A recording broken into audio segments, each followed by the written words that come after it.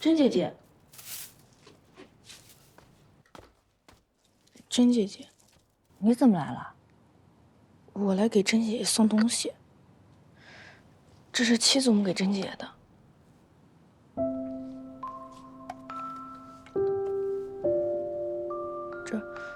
这是我和七祖母一起做的点心，请甄姐姐尝尝。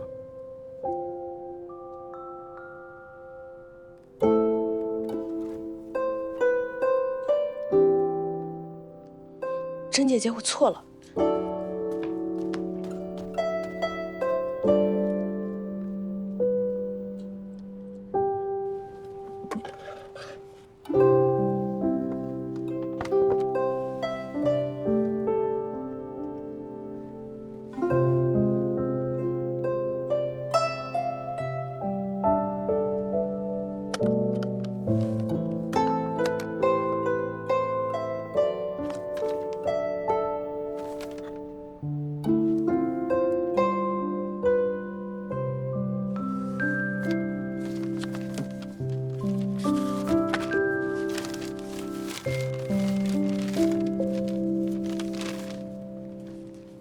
甄娘，前些时日在李宅，七祖母知道你受了莫大的委屈，未能给你主持公道，是七祖母的错。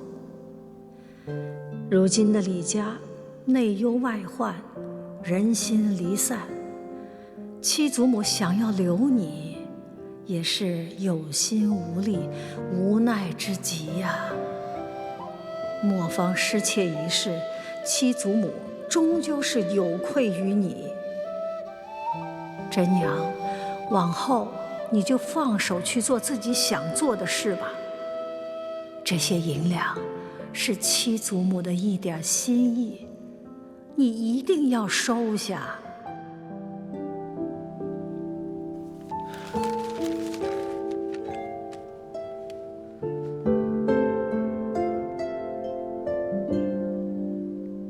加上范兄这10箱墨，七烟古墨的分成已经够800两了。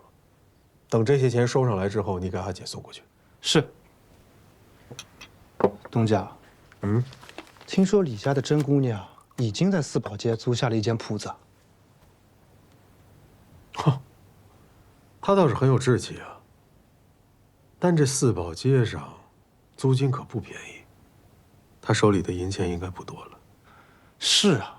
可见那甄姑娘破釜沉舟般的勇气，就是和那战场上的将士相比，也是不遑多让。我发现一个问题，你最近很爱提甄姑娘的事情啊？哎，哪是我爱提呀？难道不是您想知道吗？等会儿，谁让你喝我茶了？也不给我倒一杯。最后一口。臭小子！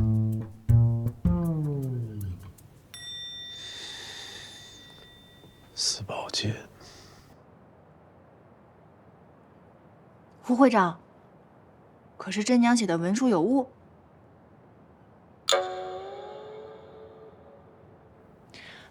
还是因为我小李磨坊不符合文会的规定？您倒是说句话呀！若是都没有的话，你为何迟迟不给我批？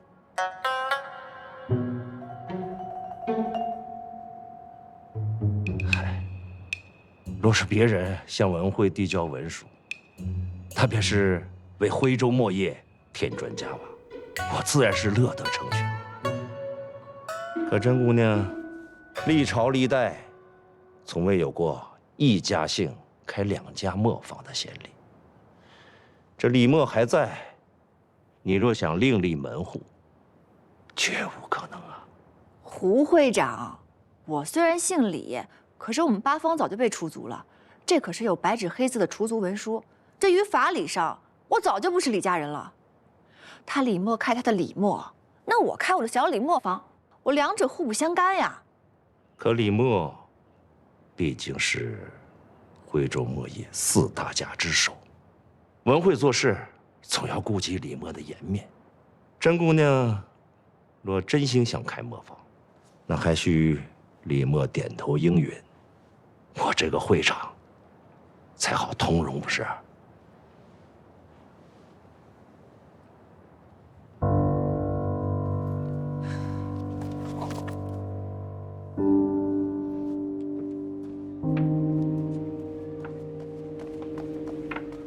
刚刚是不是你去文会了？是你拦着文会，不让我开小李磨坊，是不是？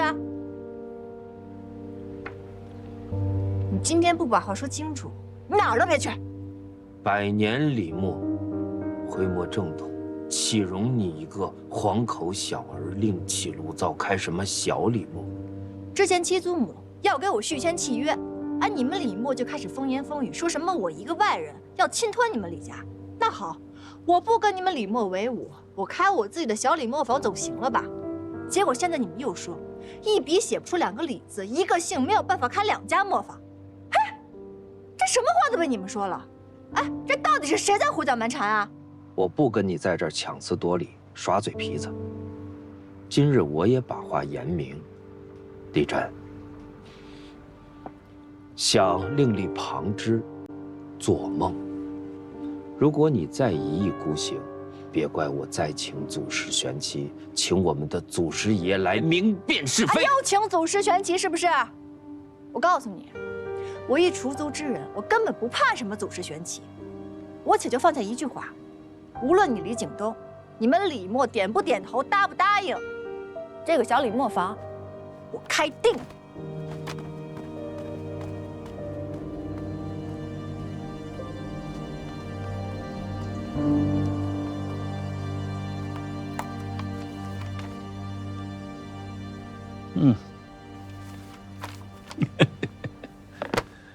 哎呀，甄姑娘，你想让本官出面，让文慧认可小李磨坊？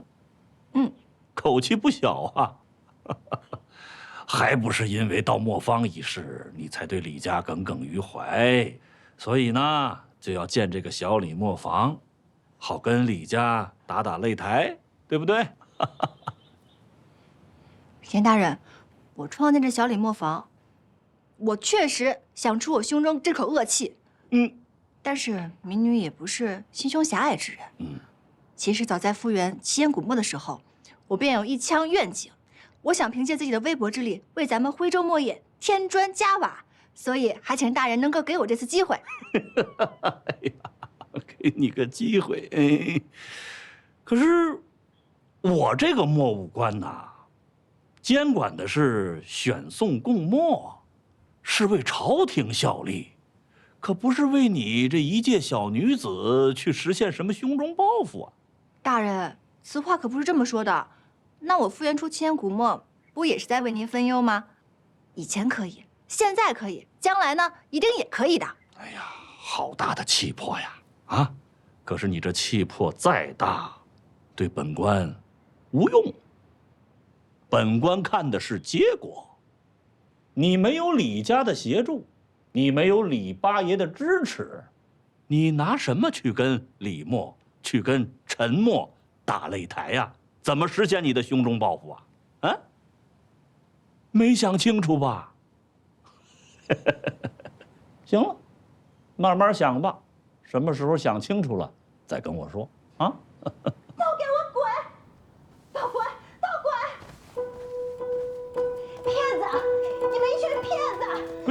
闺女，不可动气，不可动气，动了气会使病情加重的啊！爹爹，他们哪个是真心为我看病的呀？不可说这样话啊！放心，爹爹给你找遍天下的名医，一定把你的病治好。你回去休息，走。哎呀，听爹爹的。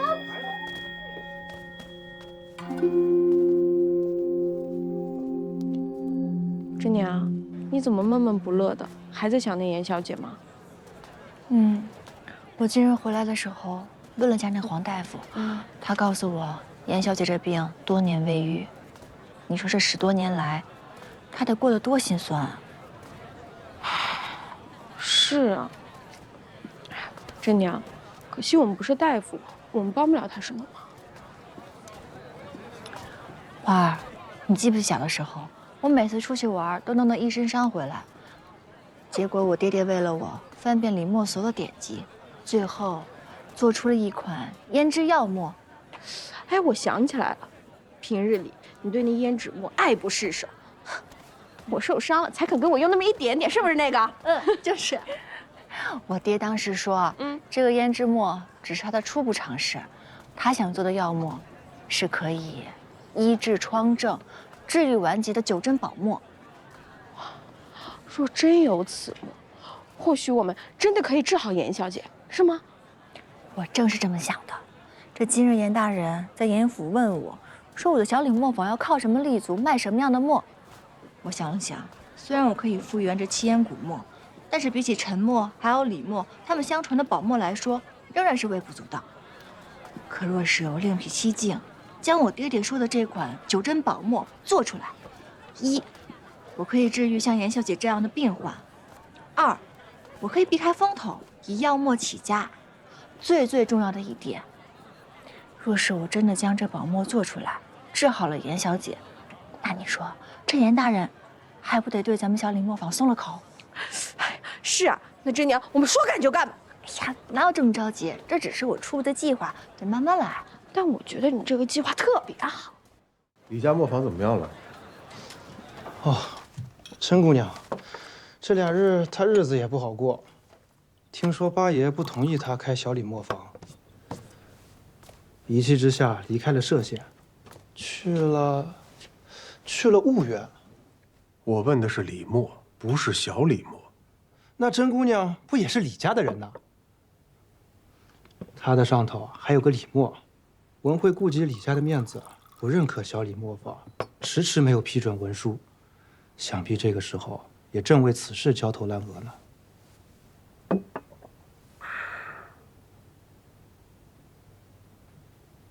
这样，你拿出100两陪我去一趟小李磨坊。啊，东家，您真的要投小李磨坊呀？怎么了？100两对于我而言不算什么，多投一份稳妥也未尝不可呀。走。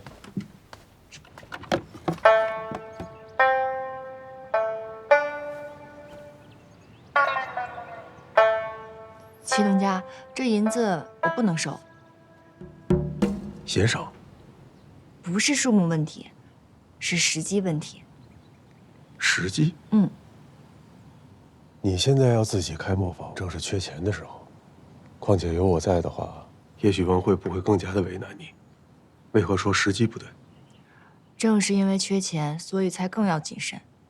不瞒你说，我开这小李磨就是为了不再受制于人。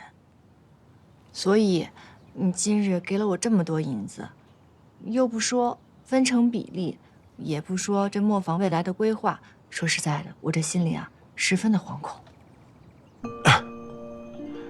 甄姑娘，你现在是缺钱的时候，而我这是雪中送炭，怎么到甄姑娘嘴里成了我这饿虎扑食、趁人之危了啊？哎呀，总之，这银子我万万舍不得。甄姑娘就当真直接拒绝了我。今日拒绝，可日后谁也说不准呢。祁东家，我对我的小李磨是有信心的。我不光要靠自己的力量将这磨坊开起来，我更要日后光明正大的跟李磨竞争，甚至有朝一日我要超越李磨。待到那时，我再请祁东家来我的小李磨，我们2人坐下来细细聊，如何？那要是待到那时，我没了兴趣了。我既然决定要开这小李磨，那一定不会让祁东家失望的。好，小七，收钱。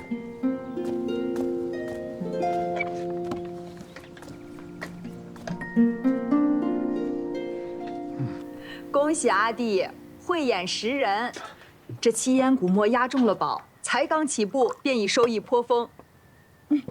谢谢阿姐，这些啊也都在我的计划之中。真是暴殄天物。我一介连性命都不配拥有的罪人，何谈什么讲究啊？这李墨的分红比预想的还要好，接下来你有什么打算？依我看，该继续追加，长远的合作下去。阿姐，账簿呢，还是由你保管。不过我希望阿姐给我留30%分红的银子，我有用处。你又看上了什么其他的生意？我想留着这些银子，投给小李梦。这话怎么说啊？原本呢，我也是想将这些银子分散的投给几家大的磨坊。不过前日，李真和我说了一句话，他想用小李磨竞争大李磨，甚至有朝一日这小李磨能够打赢大李磨。哇，这好大的野心啊！是啊，不仅野心大，胃口也很大。不过前日和他聊起入股的事情，他居然没有接受。看来这李真做人做事颇有自己的章程。听你这么说，我倒是想会会这位甄姑娘了。3上3中3下，当为其首，其为9真也。这3下，应当就是地夫子跟白仙皮这类地生之类的药材。没错，应当是这些。这3中怕不是猪羊海货的内府？可这3上到底是什么呀？你干什么？来呀，把李真请出去。我看你们谁敢！李景东，你到底想做什么？李真，你既然决定自立门户，那么李家也绝不让你占半分便宜。从今天开始，李家磨坊我收回来了。景东叔，这里本来就是李家废弃的磨坊，是七祖母许给甄娘用的，要收回去也得是七祖母来跟甄娘说才是。对，当家的，咱还是跟老夫人说一声吧。我做什么事用你来教我吗？王花，我告诉你，我现在是李默的东家，我也奉劝你，最好分得清远近。怎么着，不搬是吗？来，你们几个，帮帮他，动手！哎，你干什么？哎，干什么？这是我的药材，别动！你们干嘛？这不能动！给我！哎，不许拿走！这是我的药材！你们几个，怎么回事？他的药材还给他。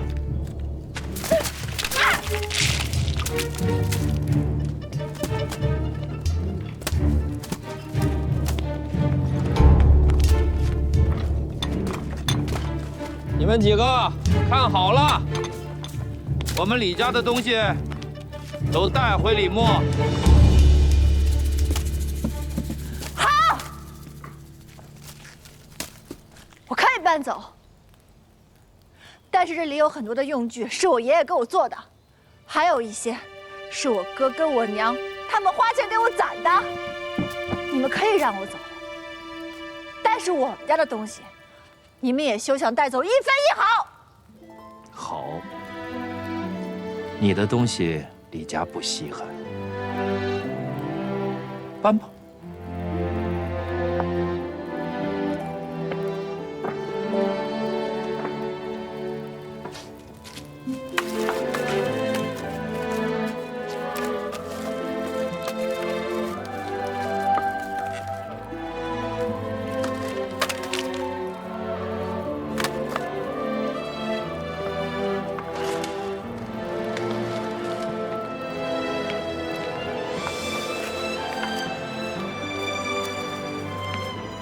花儿，你别在那儿杵着了，回家去。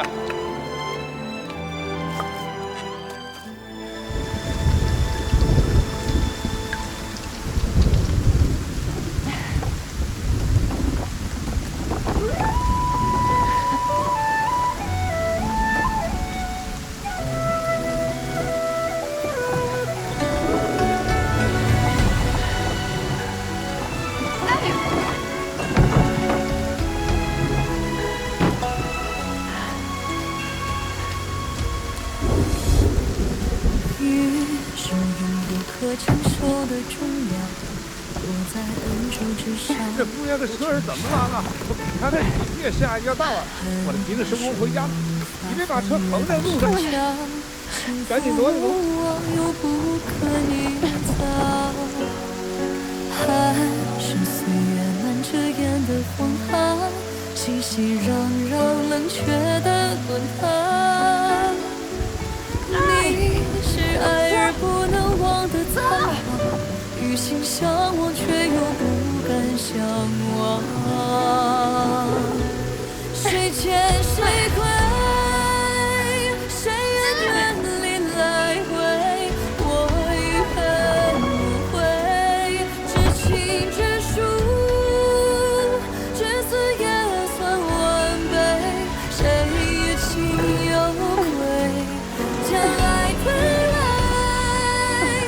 将心觉得粉碎，是错还是对？站在两端的我们，奈何只好相对。谁信谁醉？谁人救了挽回？被理智击退，卸下防卫。到底谁更狼狈？何必再深追？分明白来，写一本你怎么来了？该如何收尾？望星望双飞过传人泪，望眼去一归。望星望双飞过传人泪，望眼去一归。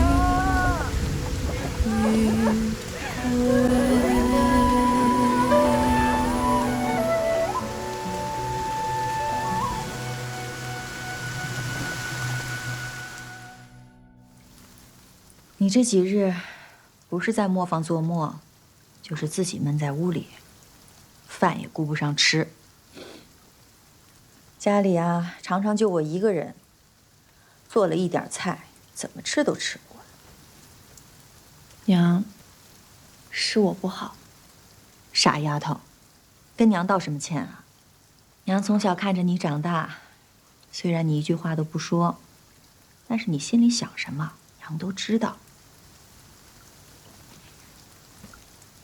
你是想着尽快把墨做出来，好证明给你爷爷看，是不是？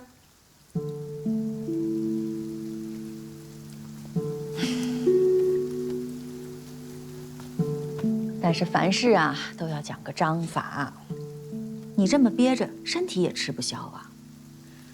留着力气好好吃饭，才能一步一步的把墨做出来。娘说的这些，你要听话。听到没？来吧，跟娘说说，我们小李磨坊的真长氏到底想做一块什么样的墨呀？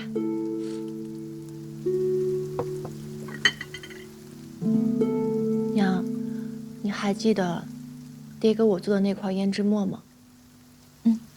我要做的就是像那样的一种药墨，叫做九珍宝墨。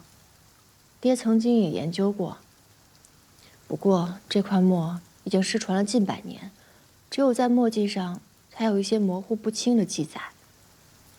什么3上、3中、3下，还有几样材料我到现在都没有明白。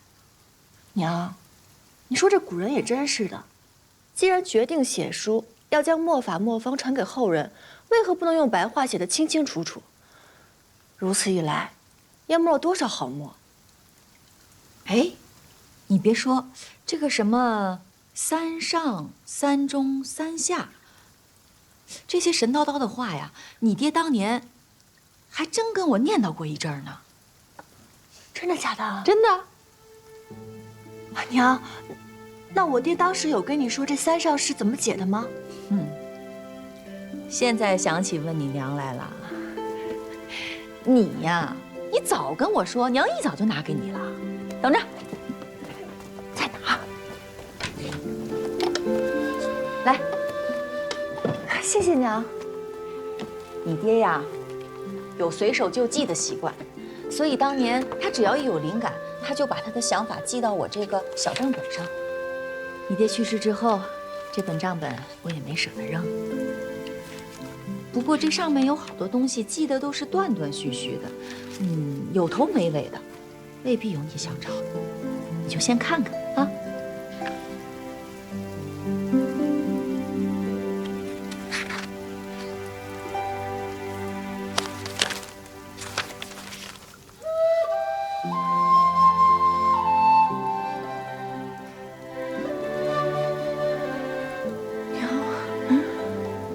这处就是我爹失智纠正保模的记录。真的啊？原来当年我爹也是用发酵来保存药效的。娘，这法子我也想到了，太好了！三上血炼湿产，没错，这就是三上。哎呀，你这孩子哭什么呀？应该高兴才是。这三上就是长在高处的药材。血炼湿产，这第三味药材是月老草。月老草是什么意思啊？我怎么从来没有听过这味药材？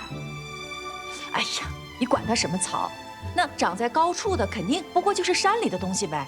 你爹当年经常去钻哪一片山林，你娘还是知道的。哎呀，行了行了，别哭了啊！真娘，收拾收拾东西，明天一早啊，娘带你进山去。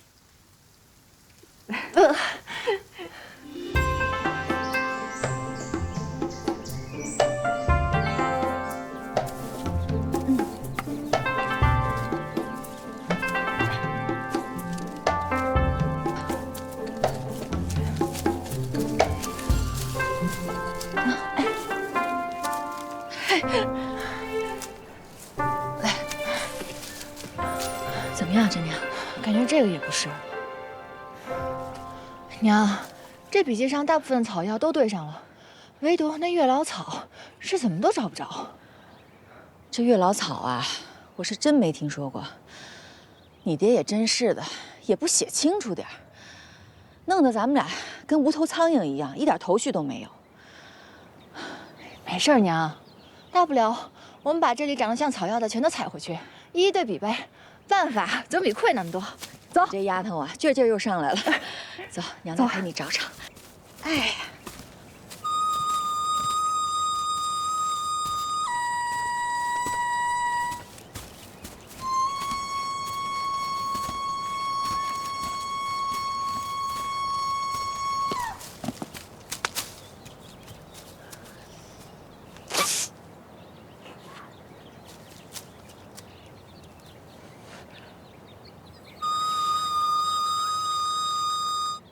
娘，你听到了吗？我也会吹了。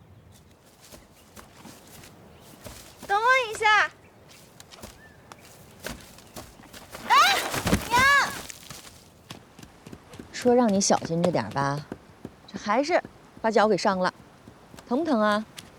来，给你上点药。跟你说啊，这个草啊，对伤口最有效了，而且不会留疤的。记得你爹当年不小心钻了猎户的陷阱，我就是用这个给他上的药。我爹当年是钻到哪个猎户的陷阱里啦？明知故问。我真不知道，我只记得小的时候我爹跟我说过，他打猎特别的厉害，什么眼如鹰隼，耳似猎豹，只要被他看上的猎物都逃不出他的手掌心。就他呀，你爹呀，就知道在你们兄妹面前吹牛。我告诉你，我不拆穿他，那是我给他留面子。哦。哎呀，想一想啊，我跟你爹最初的相遇，就在这片大山里。你跟我爹是在这里相遇的？当年啊，你娘设了打猎的陷阱。隔了一日，我就兴冲冲的去瞧，结果你猜，我瞧着什么了？你爹就可怜巴巴的困在陷阱里面，然后我就把他给捞了出来，带他回家，给他吃了顿饱饭，就把他送下山了。结果隔了3日，他又以寻松的由头又进山了。你看你爹平时吃墨的时候挺聪明的吧？可他一进了山，笨得很，5回得有3回落到我设的陷阱里，然后就眼巴巴地等着我去捞他。然后你就眼巴巴的上套了，就眼巴巴的跟着他回了李家，生下了我跟我哥，对吧？哪有你说的那么容易啊？当年啊，族老们是不同意你爹和我们山岳后人结亲的。啊，那当时是谁保住了我跟我哥的小命啊？还能有谁呀？这个家里，谁说话最算呢？七祖母。当年就是你七祖母跟族老们说，这个跟山岳后人结亲的南迁宗族，往往更容易在徽州扎稳脚跟，兴宗望族。他就是这样说服了那些族老们，我便从一线嫁入了李家，这才有了你和你哥。所以呀，小李磨坊以后成就了，别忘了你七祖母的恩情。知道了，知道了。七祖母也辛苦了，不容易。我爷爷也辛苦了，不容易。但我觉得最不容易的就是我娘了。嗨，这出族以后，你就没有过上一天好日子。娘，我开着小李磨坊，以后一定让你过上好日子，再也不过这样的辛苦日子了。哼，算你还有点良心。侄娘，过去的事儿不提了，你就好好的把小李磨坊做好，做你喜欢的事，啊。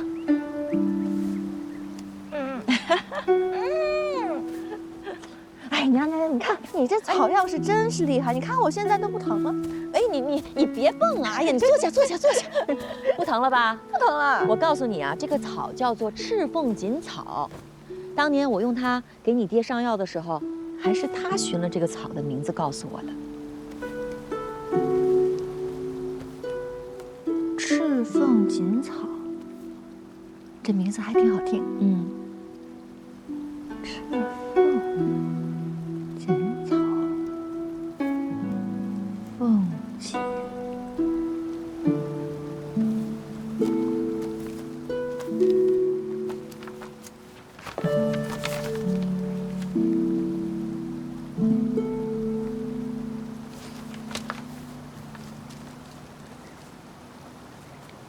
赤凤锦草，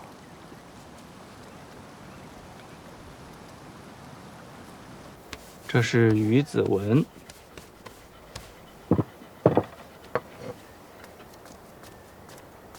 这是水波金星，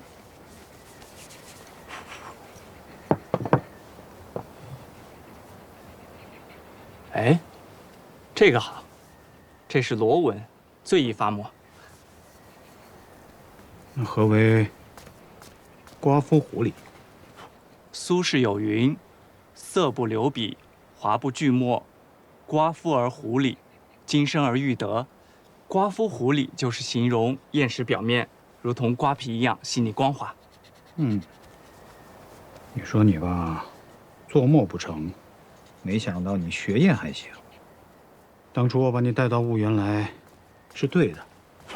爷爷。您不是因为真娘要开小李磨坊，生气才来的婺源啊？哎，你看看这行吗？哪里？这儿。快来吃落荤了。可以。好，吃落荤，爷爷。今天专门做了爷爷最爱吃的竹笋排骨，爷爷多吃点。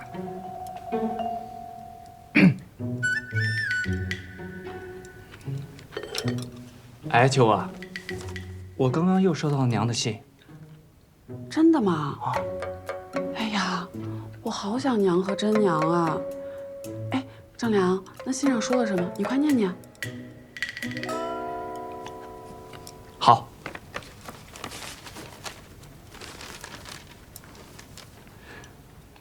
正良，求娥，家中一切平安，你们不必记挂。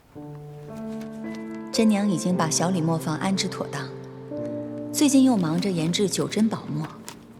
据她说，药墨制法与别的墨都不相同。好在真娘一向聪慧坚韧，不懈尝试，已经想到好办法了。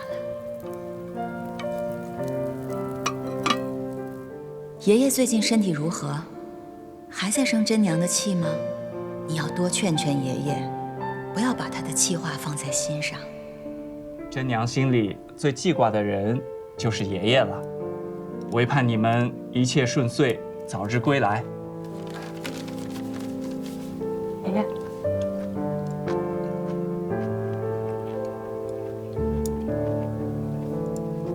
真娘说要做九针宝墨，这是你爹最想制成的墨。对，娘说的是九针宝墨。我立刻给娘回信。爷爷，您可有什么话要带上的？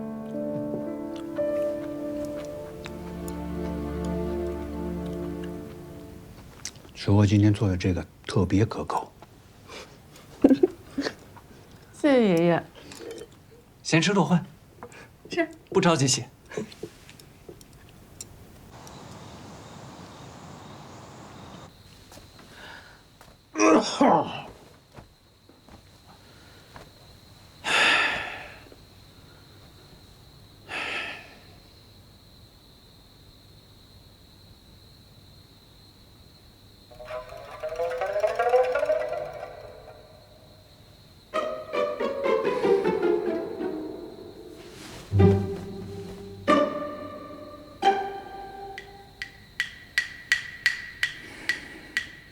娘，哎，娘，你快看看。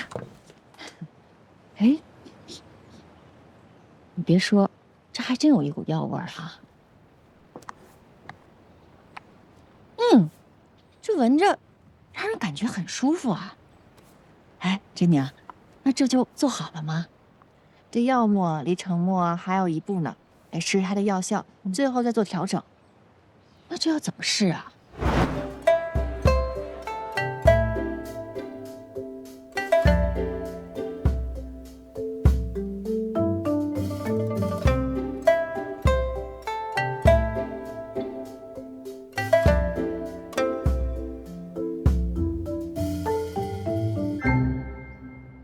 这个药墨呀，本官在京中之时是见过一些的。哦，像你的这一块墨，能将药性、墨性兼顾周全的，倒是让本官大开眼界呀。严大人过誉了。只是药墨在墨业里从来就不算是大宗，所以你想靠此墨说服本官去文会要文书，火候上还是差一些。严大人此言差矣，此乃九针宝墨，古书有载，曾经治愈了无数顽疾。不过严大人，我此次前来确实是有一事相求，是跟您有关的。我想用此墨治好严小姐脸上的疮痍。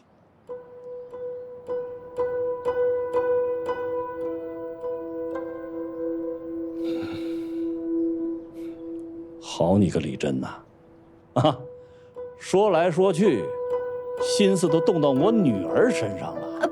不是，什么不是？明明是想拿我的女儿当活招牌，打响你小李墨的名号。行了，拿着你东西走吧。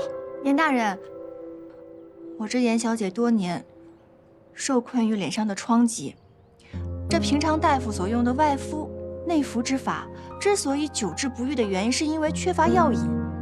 可恰恰我的九针宝墨，以墨为药引，直击病灶，并可以凉血润肤，不留疤痕。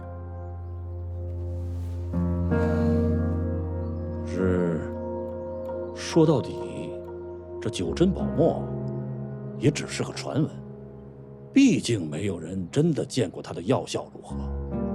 那你你有什么把握能治好我的女儿啊？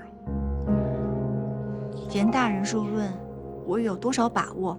我不敢妄言。只是这九珍宝墨的配伍，我前后已经调试了无数次，并且已经送到了各大医馆去试用了。目前来说，已经有数十人就是因为用了我的墨，将久治不愈的疮症全都治好了。您看，我都记录在册的。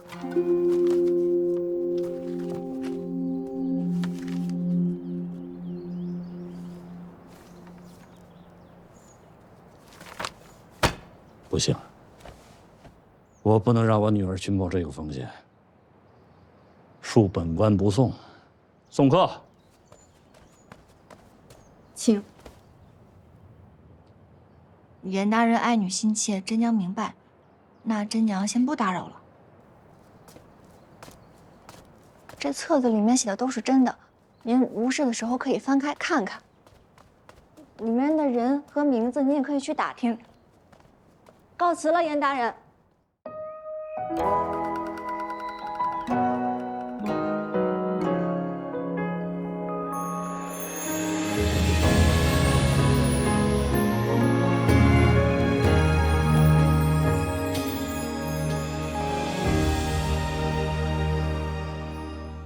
小妆映铜镜，胭脂成